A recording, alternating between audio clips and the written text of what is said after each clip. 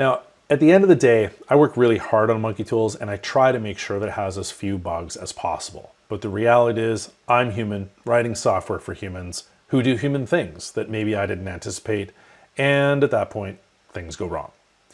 Should that happen, particularly if you can reproduce exactly what you did to make it happen, I would love to hear about it.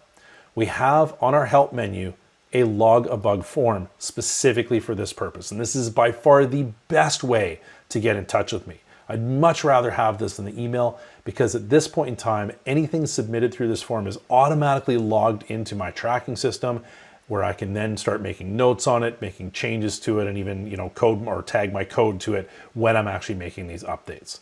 It gives me your email address so I can get in touch with you for more information and all kinds of other things. So if you run into something, particularly if it's a reproducible bug, even if you find it as a one-off and you can't reproduce it, I'd still love to hear about it. Fill out this form, give me as much detail as you can, submit it.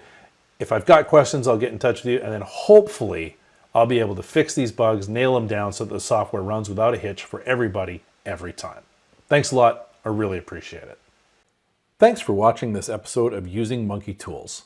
To get your own monkey, visit our website at monkeytools.ca. Or if you subscribe to Skillwave's Self-Service Business Intelligence Academy, you'll get a free annual pro license included with your subscription. And remember, Monkey Tools was developed to support better Excel and Power BI solutions. If you want to learn how to really master these tools, you should definitely check out our full course catalog at skillwave.training.